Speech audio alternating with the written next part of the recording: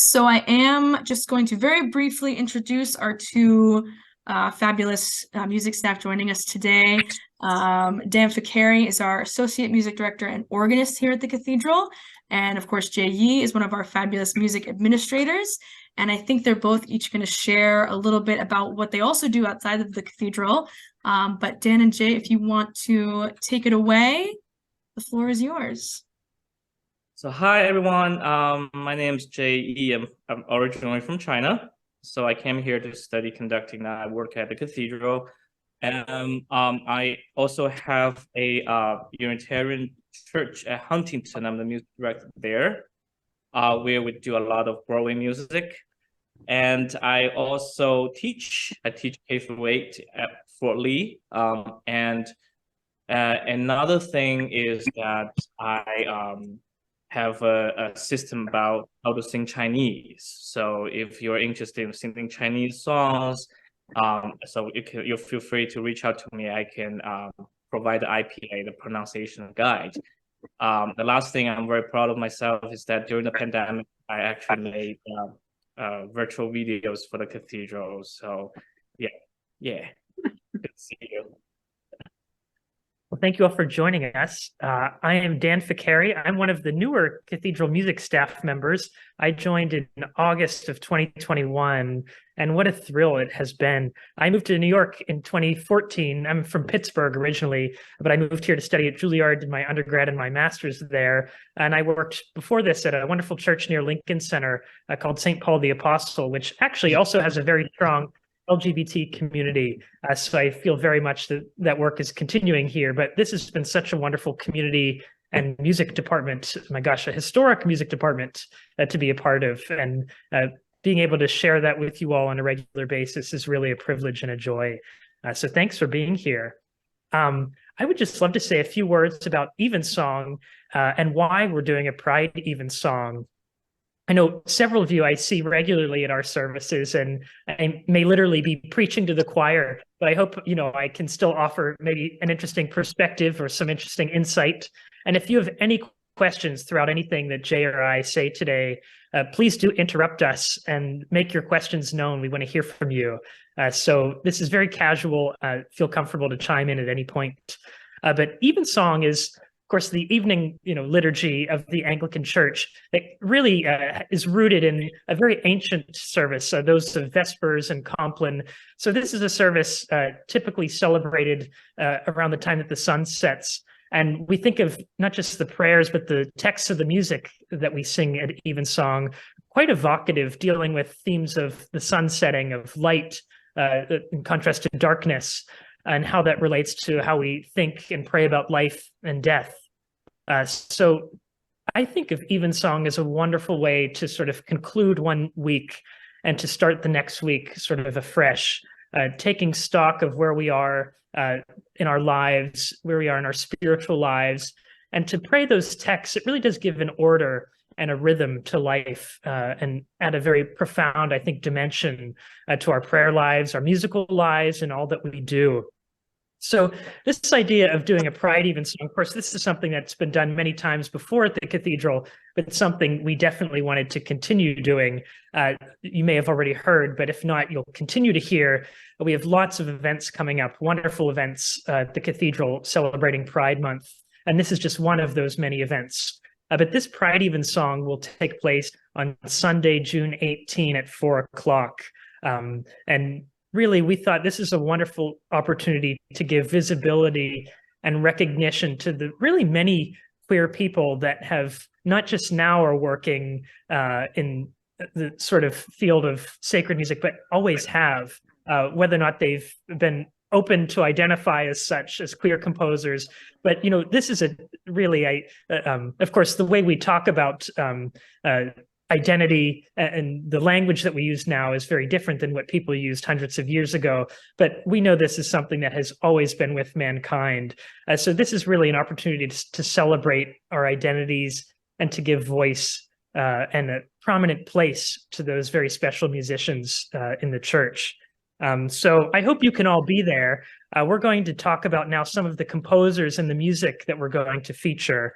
And actually, that service will begin with a wonderful prelude, an arrangement of Reinberger's Abendlied, which means evening song, by Emma's horn ensemble, the Queer Horn Collective.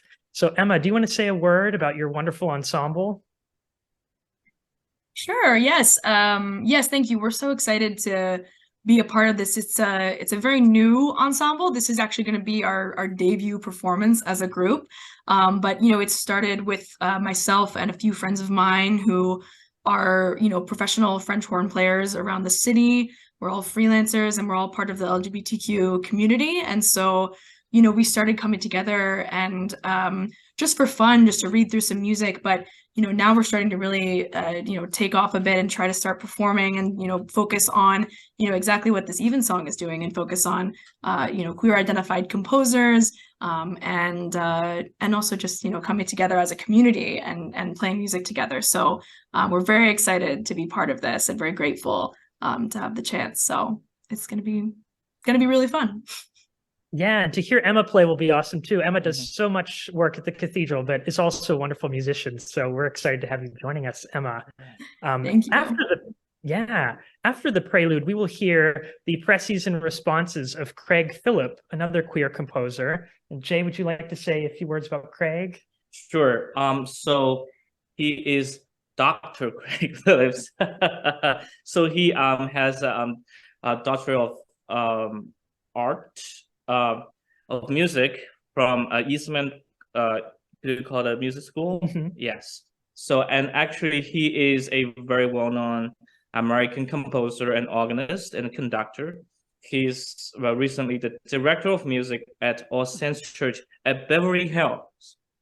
So when I read through his bio, I realized that he has been featured a lot by the American Guild of Organists. That's a very, very famous organization. And so I think his music is, for me, he's the expert of choral organ. And he has this profound sound combining choral and organ and into the religious music.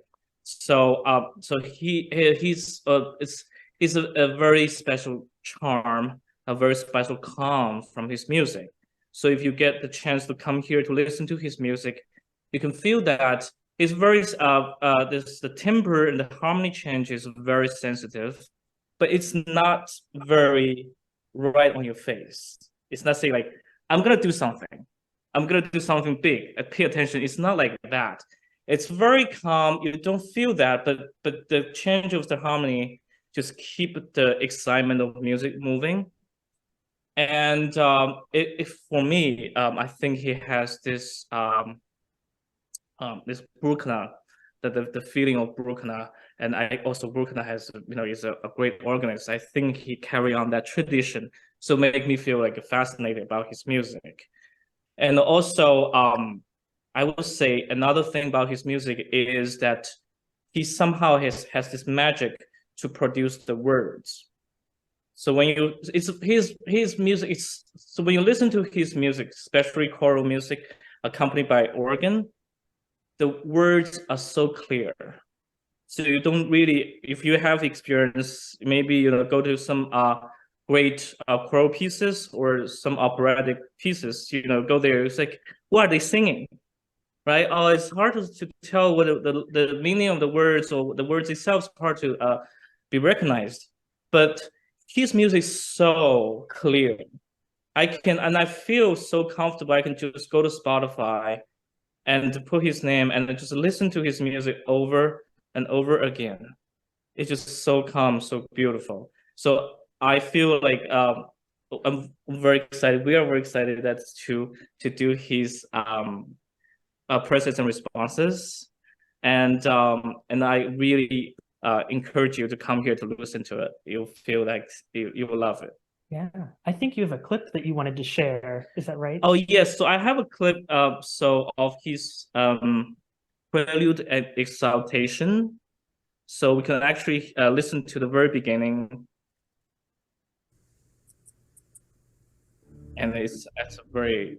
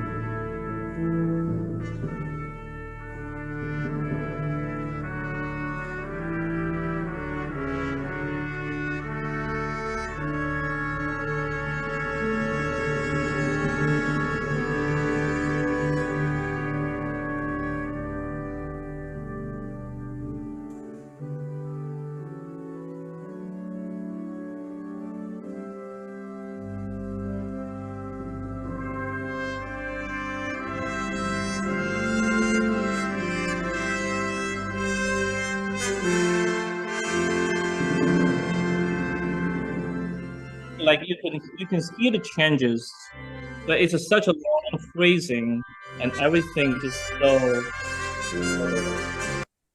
Thank you, Emma. Thank We can you. pause it there. Yeah, thank you, Jay. So in addition to that, we have some hymns as part of the service, and a hymn at the beginning and at the end. And I'd like to share with you all, there's a wonderful group called the Hymn Society, and they do a lot of work to sort of further the creation of new tunes and texts that are used in liturgies.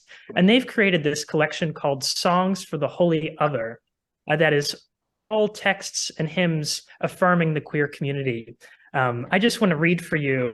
This is a quote that's at the beginning of that collection by a wonderful hymn writer and theologian, Carl Daw. Many of you likely have sung many of his hymn texts over the years and maybe don't even know it, but I would definitely look him up, an amazing guy. This is what he writes. Human otherness of whatever kind provides a sacramental reminder of the ultimate otherness of God. An openness to human otherness has the potential to enlarge our perception of and receptivity of divine otherness. It is also an essential element of human maturity to recognize otherness. In other words, to know where the self ends and otherness begins, whether that otherness be other people or non-human objects. From a theological perspective, otherness is a necessary dimension of the movement from the disappointments of self-sufficiency to assurances of trust in God. The gifts God has given us are not in spite of our otherness, our queerness, but rather our identities are inextricably tied up in our God-given gifts and are, in and of themselves, a gift to the church as we reflect the rainbow diversity of God's creation. I just found that a very moving writing. So that sort of sets the scene for what is, I really hope you all look up this collection, Hymns for the Holy Other. There's so many wonderful texts. I would love to read for you just a few verses from the two hymns that we're going to be singing. The great thing about this collection, there are some original tunes, new tunes composed for this collection, but there are also many texts that have been set to traditional, very recognizable and well-loved tunes. And we wanted, in addition to featuring new texts, for people to be able to sing along and feel a personal connection still to these hymns. So we've chosen two hymns that are set to traditional tunes, but with these wonderful, very evocative texts. So our opening hymn, it's set to the tune Nettleton. Many of you may know that tune, to the text, Come Thou Fount of Every Blessing, or many other texts as well. But this is the text that we will be singing to the tune Nettleton. I'll read you the first two verses. Sing a new world into being. Sound a bold and hopeful theme. Find a tune for silent yearnings. Lend your voice and dare to dream. Dream a church where all who worship find their lives and loves belong. Sing a new world into being. Sing as Christ inspires your song. Sing a new world into being, where each gender, class, and race brings its rainbow gifts and colors to God's limitless embrace. Where the lines that once divided form instead the ties that bind. Sing a new world into being. Risk transforming heart and mind. I think a very powerful text to immerse ourselves in as we begin a liturgy and begin the Pride Evensong. As the service goes on, we'll then conclude the service with this wonderful hymn. The text is All the Colors of the Rainbow. and this is set to the tune Abbott's Lay. Many of you may know this tune to the text, Lord, you give the Great Commission. But this is a great text, and I'd love to read for you the last two verses. I love that this is both an affirming text, but in a way, a call to action as well. So here are the final two verses. Every language gains more music when the words for peace appear. Pax salam erini, aiwe pace santi frieden mir. Though our tongues make sounds that vary, all bespeak a common home, longing for the end of conflict and a new life in God's shalom. Teach us, God, our need of others. Through them, help us fully live. Wean us from our selfish habits. Let us listen, learn, forgive. May we see your longed-for image in each human heart and face, and behold how those around us can be channels of your grace. So I love that these texts, I feel they really pull us outside of ourselves to consider the experiences of others, of those that, we feel a sense of otherness, and to embrace that as, core to our identity. So I hope that you can be there and join us in singing these hymns. That's just half of the text, but very powerful. After the first hymn, I will hear from a New York-based composer, David Hurd, his Song of the Light. Jay, would you like to share a little bit about David? Wow, the famous David Hurd. So you can see his name in our hymnal a lot. So he is a African-American composer, organist, and choral director and educator. So he was the professor of sacred music and director of chapel music at the General Theological Seminary, Chelsea, here in New York State. And then he currently is the music director at the Church of the Church of St. Mary of the Virgin in Times Square. So he's near us. Actually, we went to see some of his performances, right? Yeah. So so his education background, he went to Juilliard and then Organist School, and he also holds the honorary doctorate. That's amazing. Yes, Kent, do you have a question? You were muted for a second. Thank you. Sorry, that was my fault. Oh, no, it's good. Okay, continue. So yes, so his music is, I would say, is very, comparing with Greg Phillips, his music is very rhythmic, very exciting. I would say combined with a lot of gospel style of music. So here I would like to gospel, yeah. Gospel style.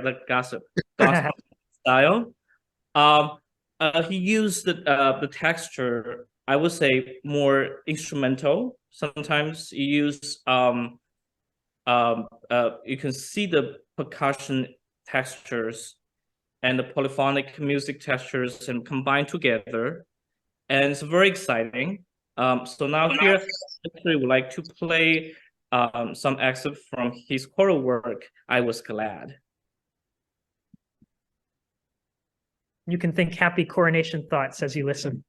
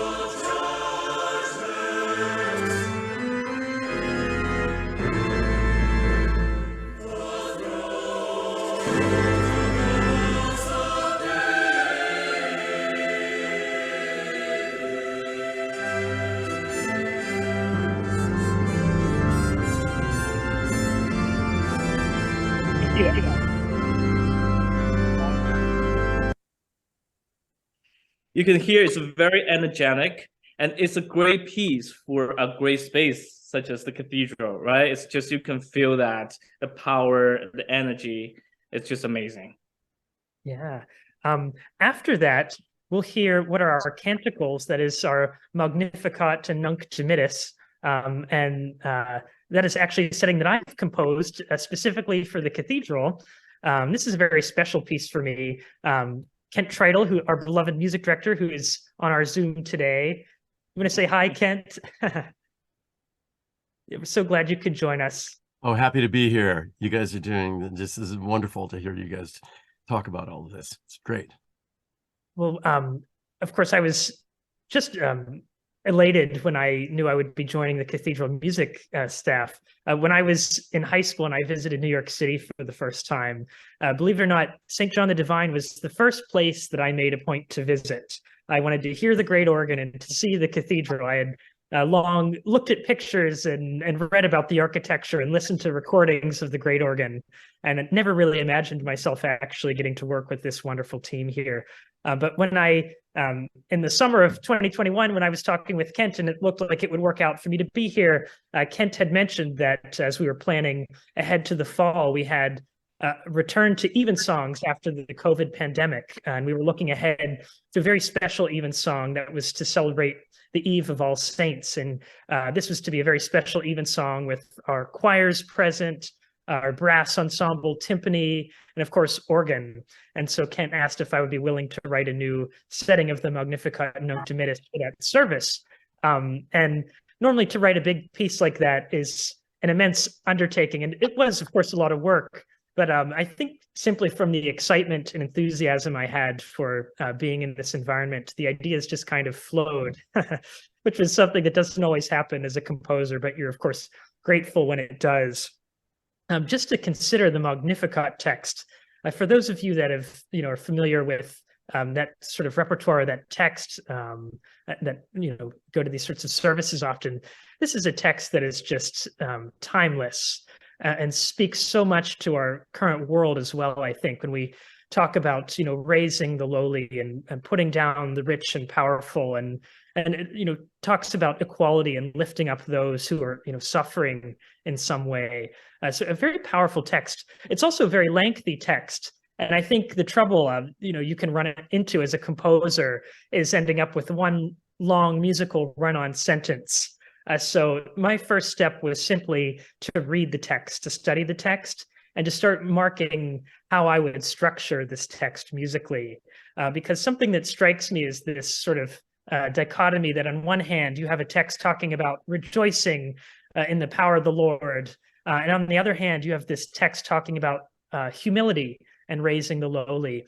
And so I wanted a structure that would capture the arc of the text and show those ups and downs and sort of exuberance and rejoicing, and again, talking about that value of humility. And so as we go throughout the Magnificat, we go throughout these moments of, as I said, of great joy. We hear crashing chords from the organ and timpani. We hear these sort of excited canons developing in the brass and the choir that build to these wonderful fortes. But at the heart of it, we have these very gentle a cappella choral sections that sort of, I think, give the heart to the piece. Then we move into the Nunc Dimittis, and you're going to think I'm a person that always exaggerates everything, because this is another text that I just adore. But these are extraordinary texts that we find in the Evensong service. But the Nunc Dimittis begins with this wonderful, Lord, now lettest thou thy servant depart in peace. And I think of this text as having many layers. This can simply be a prayer as you reflect on the week that has passed and the day that has passed, sitting there, in the evening light of Evensong, just praying to allow us, that the Lord looks upon us as faithful servants and to allow us to go and to rest in peace for the day. But on a totally different and perhaps more profound level, you can read that text and think of loved ones that have passed away. That's a text that comes to mind anytime I have someone close that passes, and I just think of, I pray that the Lord looks upon them as his servants, and allows them to depart in peace. So this is a text that has a very special meaning for me. So I chose to begin that moment of the piece with this sort of state of questioning of it's a very pensive atmosphere. And so we begin with this sort of unsettled chord that's sort of a mix of a D major chord and a B minor chord. It has a brilliance to it, but it's not a totally overwhelmingly happy chord either. It's somewhat melancholy. And this to me reflects that questioning of, when people pass on, trusting that the Lord will let them go and be in peace. So as this Nunc Dimittis develops, the piece builds and reaches a climax in what is called the Gloria Patri in English, the text that concludes it. It's glory be to the Father and to the Son and to the Holy Spirit, as it was in the beginning, is now, and ever shall be. And then I repeat several times, world without end, world without end. And that for me is that attempt to really and fully believe that there is that promise of a world without end. So when we get to that moment of the piece, we have this sort of ascension in the bass line, moving from bottom to top. And that to me, sort of, we feel this building from earth to heaven as we reach the end with that text, a world without end. And then, of course, conclude with an amen. So I hope, I know many of you, go to Evensongs often and hear so many settings of the Magnificat. And one thing I love is that text can mean so many different things to so many people. So I hope you can be there for this Evensong, because I would love to share with you what that text means to me. So that'll be our Magnificat, our Nunc Dimittis. After that, of course, we have an anthem by Ethel Smythe, and I think Jay will share some about that piece. First of all, I want to say bravo. You just listen to what you say. I just want to go there and listen to it, and I can't wait for it. And yes, so and then you will be playing the organ, right? Yes. So it's always fantastic to have the composer come in to play their own piece, and they have put those own ideas, and everything is super authentic. It's just can't wait for it. Oh, thank you. Yep. So yes. So the next composer, she is amazing. She is a British or English, and then I think she was from the 80. So she was born from 1858 to 1944, and that the world back to them. Although I grew up in China, so I watch a lot of shows from that time period. I know that as a female, a female composer and a queer female composer must have a very, very difficult environment for them. And she is definitely a fighter. She is a fighter. The anthem, actually, Dan's gonna do arrangement from her piece called "The March of the Women." So I'm going to read some of it, so you can see that how powerful, how strong she is. So the first verse is, "Shout, shout up with your song, cry with the wind, for the dawn is breaking. March, march, swim you along, while blows our banner and hope is waking. Song with its story, dreams with their glory. Lord, they call, and glad is their word. Loud and louder it swells, thunder of freedom, the voice of the Lord." Such a powerful, inspired, and I can see that it must have been encouraged a lot of, I would say, females or people not in the dominant, situation a lot. So just by reading this, I feel I'm energized. So actually, at the Evensong, we're gonna. Yes, please.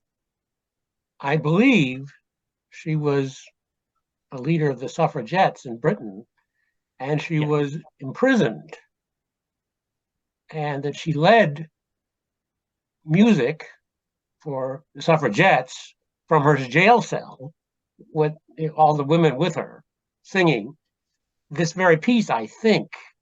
And I believe she led them with a toothbrush. You are exactly right. Yeah. And that's it. The March of the Women. The toothbrush. That's good. Just Well, take- I guess you need a baton, Kent. You know better than I do. No, a toothbrush is awesome. Toothbrush is awesome. And yes, she was extraordinary. And that is what we found this and thought, oh wow, in a way, this really fits with the idea that these struggles that we have in humanity are, not just about LGBTQ, right? This is a huge topic. And so we co-opted it. And yes, back to you, Jay, but thank you, Bill. Well, it's not co-opting, it's just joined together. Yeah, thank you. Thanks. So can we actually listen to it? So at the Evensong, we're going to listen to Dan's version of that. So such a great composer. So lucky to have you here. But here, let's just listen to a little bit of the original song.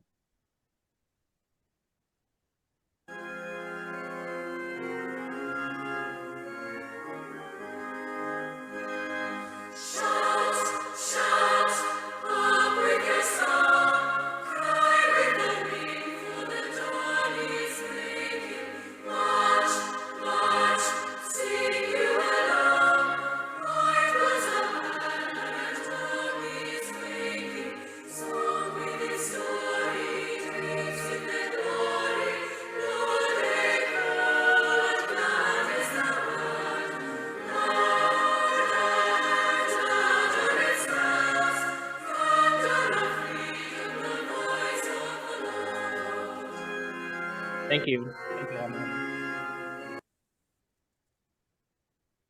It's kind of amazing to think too, she studied with Karl Reinecke, and, as is often the case with people of that time period, there's a lot of female composers that unfortunately are not nearly as well known, and it seems that's changing slowly as their male counterparts. But, she made acquaintances with Dvorak, Grieg, Tchaikovsky, Brahms, Clara Schumann, just your average friend group, for any of us. Hardly, but truly an amazing composer. And I should say, the reason I'm doing an arrangement of this piece is not at all to change what is on its own an incredible work of art. It's simply, and I'll mention this at the end, we'll have a wonderful community choir joining us. And to enable all voices to participate, simply resetting this as an SATB anthem. So totally the goal is to keep that original music intact, but simply to make this something that a whole array of people can join in singing. So Amazing. Can't wait. Yeah, so after that, we have another hymn, which I mentioned earlier, and then we conclude, as we always do, with an organ voluntary. And I'm going to play a fantasia that is by a transgender Latvian and Brazilian composer, Cristina Risotto. Christina has worked in many different churches, Catholic, Methodist, Lutheran, throughout Brazil, but throughout the United States as well, and has done a lot of work as a composer. Actually, while she was working in the Catholic Church, some of you may know a similarity in the Catholic and Episcopal churches is that we go through 3 liturgical years, A, B, and C. And while working in the Catholic Church, she composed responsorial psalms for almost the entire 3-year cycle. So not a small task at all. So somebody that's done an extraordinary amount of writing. But she's written a lot of hymn-based works, but she's also very passionate about writing sacred music that people of any or no faith can experience. So music that can also function in concert settings. And she herself has done a great deal of performing as an organist and pianist throughout Europe, South America, and North America. And I find when it comes to writing a piece for the organ, it's extremely helpful to have somebody that they themselves play the organ. There's a considerable amount of mechanical considerations at the organ, not just what stops you're going to use, but how you're going to change dynamics and maneuver the instrument. And so she is somebody that has studied and performed and knows the instrument well, and her music certainly reflects that. It works seamlessly at the organ. So I would encourage you to check out her website. She has some almost 90 compositions that are available there. More than half of them are incredible arrangements of hymns, clearly a passion of hers. descants, harmonizations, arrangements of all sorts. She has some choral works as well, some works for organ and choir. But one of the few living composers I've encountered that she writes her own chant tunes, that is, tunes in the style of Gregorian chants. So somebody that's keeping that very special tradition alive. She has some solo piano works as well. But of course, I'm going to play this Fantasia for organ. It was commissioned by the Fairfield West chapter of the American Guild of Organists in memory of Connecticut-based organist Rick Tripodi. So this is a piece that I'd kind of like to play something of hers that was not necessarily hymn-based, because I think it shows more of her sort of authentic and original sound. This is a piece that she herself describes as a sort of orchestral dance. It showcases all of the different sounds of the organ, flutes and strings and reeds and sort of our core principal sounds. It has this wonderful dynamic range. So that'll end our Evensong. So we have, as you've heard, this whole array of works of, not just, gay, but lesbian, bisexual, transgender composers, and people throughout history as well. So we really wanted to give a sense that this is not just something that's, here and now, but something that has always been a part of our, identity, as a church. So I would love to hear any questions that any of you may have. And I should also mention, too, that you should keep an eye out in the next week or two. We'll be releasing registration. We're inviting members of the community, not just queer people, but allies as well, to sing for this Evensong. There will be 2 rehearsals, of course, that will be necessary if one wants to participate. All that information will be released. But we really hope that you will help us to spread the word, because we would love for you to get to study this and sing this music with us as well. But do any of you have any questions that we might be able to answer? Thoughts and comments and reactions are welcome as well. Go ahead, Marcia. And I love First of all, thank you. Thank you. It was fascinating. And I really, it was marvelous. And I would love to get lectures like this from you on other occasions. The question I have is whether this is going to be streamed, because there's no way I'll be 2 weeks out of surgery. I'm not going to be able to come. Damn. So I really wonder if it's going to be streamed, if there'll be a way for people who can't come to hear this wonderful Evensong. That's a great question. I don't know that that's confirmed. I do know, we have somewhat of a, limited budget we have to work with, but from your mouth to God's ears, certainly we would love for that to be streamed. Yes, we'll do our best on that one, Marcia. I know that's definitely part of the plan, but yeah, like Dan said, we're kind of working on fundraising, but it's definitely our intention. That's because it's important to be able to bring this to as many people as we possibly can. So yeah, absolutely. That's wonderful. Emma, how many horns will be in the ensemble that we will hear? We'll have at least 6. The piece we're playing is arranged for 6 horns. I'm kind of finalizing the personnel and seeing, who's available. So it'll be at least 6, hopefully more. We have a roster of about 12 people.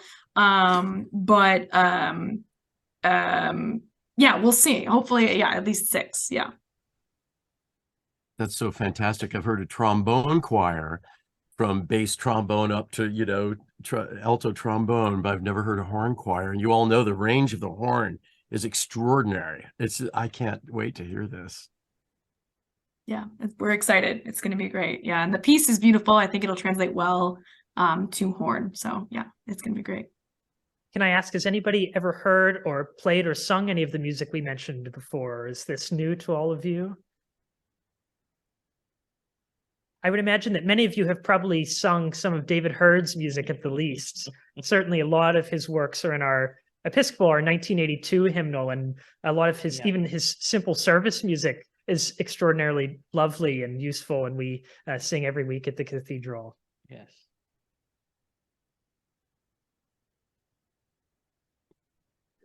I would say thanks so much for the presentation, the information. Obviously, you have to start with the texts in terms of choosing music, but I'd be curious how you came about choosing composers, or even the hymn texts that you're using.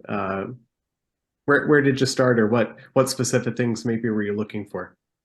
That's a great question. I can say that, being a queer person is not the only thing to these people's identities. And so I think something you always want to be careful about is that you're not, simply, featuring somebody's music, because that's, there's so much more to that person as a person than simply their, identity in that sense. And these are people that happen to be extraordinary musicians, composers. And so a good amount of research went into this and wanting to honor the sort of fullness of these people. And I sort of, the hymn collection as well, Songs for the Holy Other, is one that I've used at other churches before, and a collection that, and I do hope that if any of you have time, that's something that you can find for free online if you just Google it. There's so many wonderful and powerful texts. And so we read through all of those hymns to answer your question, and tried to imagine, in our space with the ensembles we'll have present, what would really speak to people, and what would also, not just from the hymns, but from all the choral music as well, what would represent a broad spectrum of people and experiences. So does that answer part of your question? Those are some of the considerations. And also having a community choir present, we want something that everybody can sing and feel comfortable singing well, and get to know in a fairly short time. So that's, of course, a consideration. Thank you. One of the things that's so rewarding as we work as a team is that each one of us has exposure and experience with repertoire. Some of that intersects and overlaps, and a lot of it is different. And so we can have these conversations like, well, do you know this piece? Oh, I don't know. I pull it out of the wall. Look at this, and that's been really a very fun part of this. I'm the one who suggested Dan's Magnificat and Nunc Dimittis because we were at Christ Cathedral in Orange County, California, which was the former Crystal Cathedral and is now Roman Catholic Cathedral, doing a choral. It was a wonderful choral workshop that we did. Dan played, I conducted. We had 120 singers from many, many different parishes throughout Orange County. And we did Dan's Mag and Nunc. And it was so amazing to take it into that environment and have the experience of both its sophistication and its accessibility. So it just felt like, oh, this is something we must do here. So that was me. I can tell you, to have Kent conduct your own piece is a pretty extraordinary experience. So that's something I'm, of course, looking forward to.